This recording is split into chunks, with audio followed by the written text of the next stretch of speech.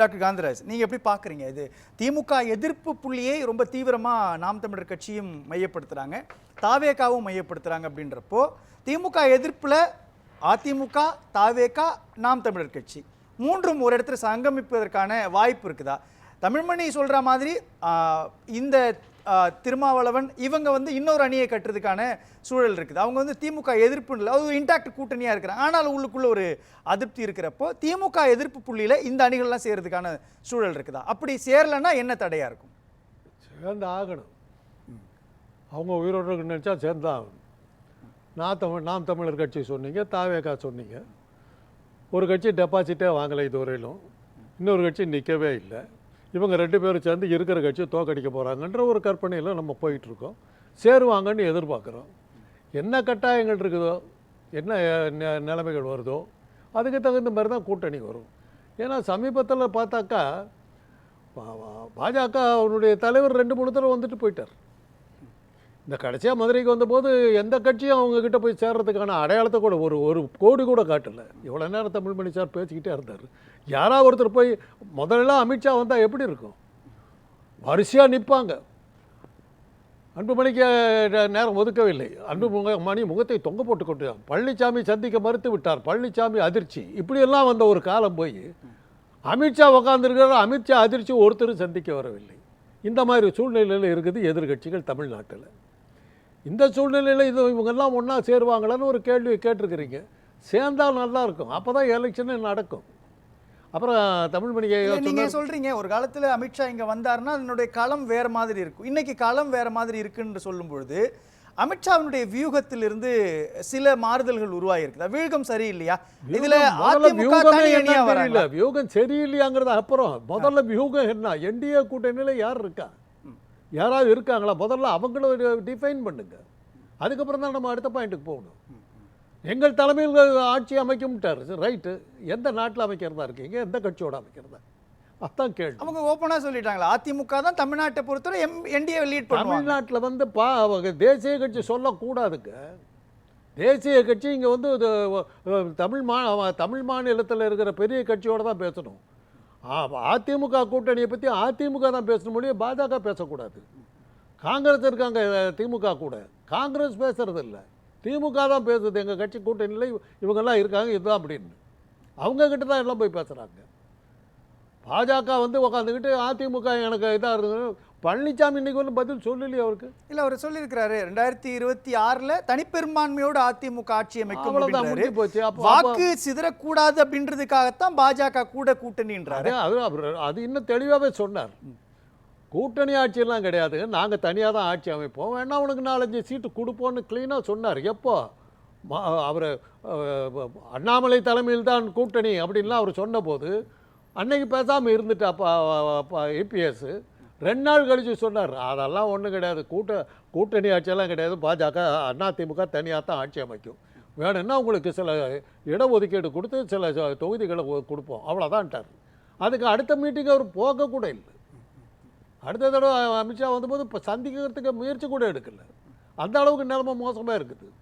அதனால் அதிமுகவை பாஜகவை பொறுத்தவரையிலும் பாஜக கூட்டணியில் யார் இருக்கான்னு பாஜக சொல்லக்கூடாது. பாஜக நான் உங்கள் கூட்டணியில் இருக்கேன்னு அதிமுக கிட்ட. சரி, இப்போ இந்த கேள்வி எப்படி கேட்குறேன், அதிமுக விஷயத்திலேயோ அல்லது அதிமுகவினுடைய என்டிஏ கூட்டணி விவகாரத்திலேயோ பாஜக பேசக்கூடிய அந்த குரலை அதிமுக எப்படி பார்க்குது? அதிமுக ஏற்றுக்கலங்கிறது தான் பழனிசாமியுடைய பதிலிருந்து தெரிஞ்சு போச்சு. சரி, ஏற்றுக்கலன்னா பாஜகவுடைய நிலை என்ன ஆகுன்ற? பாஜக அனாதையாக தான் இருக்குதுங்கிறதான நிலை என்ன இருக்குது? நிலை தான் தெளிவாக தெரியுது.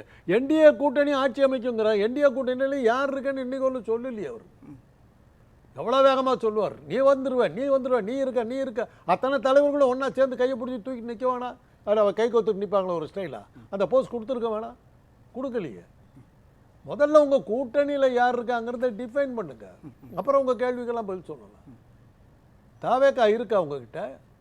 தாவேகா ஒரு நாள் பாஜக என்னுடைய விரோதி தான், திமுக என்னுடைய விரோதி தாங்கிறாங்க. அவங்க எங்கே எதில் இருக்காங்கன்னே தெரில. அவங்களுடைய சக்தியை பற்றி நமக்கு தெரிஞ்சுக்கிறது நம்மளுக்கு வாய்ப்பே இல்லாமல் இருக்குது. இல்லை, கட்சி தொடங்கினதிலிருந்து இந்த நிமிடம் வரை, இந்த நாழி வரை தாவேகா அதிமுகவை விமர்சிக்கவே இல்லை அப்படின்ற ஒரு புள்ளியை பார்க்குறப்போ, திமுகவை மட்டும்தான் அவங்க விமர்சிக்கிறாங்க அப்படின்றப்போ, இன் ஃபியூச்சரில் அதிமுக தாவேகா ஒரு அணியில திரள்வதற்கான வாய்ப்பு இருக்கு இல்லையா? இருக்கலாமே, ஏன் இருக்கக்கூடாது? ஏன் இருக்கக்கூடாது? இன்னொரு பாயிண்ட்டையும் பாருங்க. என்ன நான் பேசுகிறேன், என்னை வந்து யாருமே சட்டை பண்ணலன்னாக்கா எனக்கு பதிலே சொல்ல மாட்டாங்க. அதிமுக அவங்க சட்டையே பண்ணலன்னு கூட எடுத்துக்கலாம்ல. யாரு? அப்போ தாவேக்கா இல்ல தாவேகா ஒரு நிமிஷம் டாக்டர் காந்திராஜ் ஆய்ச்ச மறந்தாங்க கல்லடி போடும். இல்ல புரியுது எனக்கு. ஆனா பாஜக எலக்டோரல் பாலிடிக்ஸ்குள்ள இருக்கிறாங்க, அவங்க தேர்தலில் போட்டிட்டு இருக்கிறாங்க, 4 எம்எல்ஏக்கள் இருக்கிறாங்க. அவங்களையே அதிமுக ஒரு பார்வையில் பார்க்கிறப்போ தாவேகாவுக்கு இந்த லிபரலை கொடுத்துருவாங்களா? இந்த சுதந்திரத்தை கொடுத்துருவாங்களா? தாவேக்கா இன்னும் தன்னுடைய நிலைமையை சொல்லணுங்க. எங்க இருக்கிறாங்கிறதே தெரியலையே, யாரை ஆதரிக்கிறாங்கன்னு தெரியலையே, அவங்க கொள்கை என்னங்கிறதே தெரியலையே. 1.5 வருஷம் ஆச்சு. 4 கூட்டத்தை தவிர ஒரு அந்த தலைவர் என்ன பண்ணியிருக்கிறாரு? என்ன ஒரு போராட்டம் நடத்தியிருக்காரு? என்ன ஒரு பொதுக்கூட்டம் நடத்தியிருக்காரு? என்ன மக்கள் குறைகளை கேட்டுக்கிட்டு வெளியில் வந்திருக்காரு? இன்றைக்கி வெளியில் ஆளை பார்க்க முடியலையே. கேட்டால் சினிமா நடிக்க போயிட்டாருங்கிறாங்க. இதுதான் கடைசி படங்கிறாங்க. இல்லைங்க, அது தேர்தலுக்கு அப்புறம் தான் அதை நான் கடைசி படமா இல்லைங்கிற. இன்னும் அவர் தெளிவாகவே இல்லையே. அவரை பற்றி நமக்கு எப்போ தெரியும்? நீங்கள் எலெக்ஷன் வந்து 26 தான் நிற்பேன்னு சொல்லிட்டீங்க. அட்லீஸ்ட் உங்களுக்கு நான் இந்த கட்சியை ஆதரிக்கிறேன்னு சொல்லி நடந்த 3 இடைத்தேர்தல்கள் நடந்தது. எதுலையா ஒன்றில் ஒரு கட்சியை ஆதரித்து நீங்கள் கொண்டு இருந்தாக்கா உங்களோட சக்தி என்னன்னா தெரிஞ்சிருக்கு. எதுவுமே இல்லையே. தேர்தலில் ஒரு பங்கெடுத்து ஆந்திரா பாலிடிக்ஸை தமிழ்நாட்டுக்குள்ளே கட்டமைக்கிறாங்க இல்லையா? ஆந்திராவில் எப்படி சந்திரபாபு நாயுடு பவன் கல்யாண் சேர்ந்து ஒரு கூட்டணி அமைச்சு அதன் மூலமாக ஜெகன்மோகனை வீழ்த்திட்டு வந்தாங்க இல்லையா?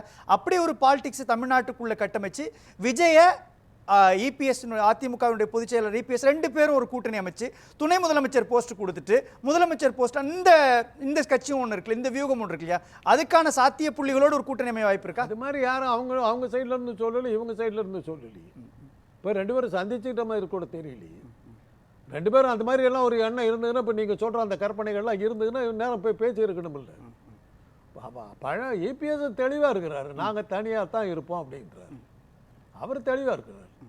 பேசத்தான் தான் என்கிட்ட வா, நான் ஒன்றும் வந்து பார்க்க மாட்டேங்கிறார். அதெல்லாம் ஒரு காலத்தில் இருந்தார் இபிஎஸ், ஒரு மாதிரி இருந்தார். இன்னைக்கு அவர் அப்படி இல்லை. ஏன்? எந்த புள்ளியில் அவர் எந்த பிடியில் சிக்கிக்கிட்டு இருந்தால் அந்த பிடியெல்லாம் பிடியில் இல்லை, எந்த புள்ளியில் அவர் கான்ஃபிடென்ட்டாக இருக்கிறாருன்னு கேட்குறேன். இன்னைக்கு வந்து நாங்கள் தான் தலைமை, என்னை ஏற்றுக்கிட்டு நான் சொல்கிற நிபந்தனைகள் உட்படுறதா இருந்தால் என்கிட்ட வா, அது நீ யாராக இருந்தாலும் எனக்கு அக்கறை இல்லைங்கிற அளவில் தைரியமாக போயிருக்கு. ஆனால் இப்போ திமுக ஒரு வலுவான கூட்டணியை வச்சிருக்குது அப்படின்னும் பொழுது அதிமுக அதற்கு இணையான ஒரு வலுவான கூட்டணியை கட்டமைச்சா தானே உங்கள் டஃப் காம்படிஷன். அவர் இபிஎஸ் எடுக்கிற ஸ்டெப்பெல்லாம் அதே ஸ்டடியில் நின்னாருன்னா ஒரு போலரைசேஷன் நடந்தால் ஆகும். பாஜக இன்னும் ஆட்டம் போடலாம் முடியாது. அதுக்கு அடையாளம் நல்லா காட்டிட்டாங்க. அந்த தலைவர் வந்தபோது இந்த தடவை மதுரை கூட்டத்தில் ஒரு தலைவர் கூட சந்திக்கிறதுக்கு முயற்சி எடுக்கலை. அவர் கூட்டணியில் இருக்கிறதா சொல்கிற கட்சிகள்லாம் பொழந்து கிடக்குது.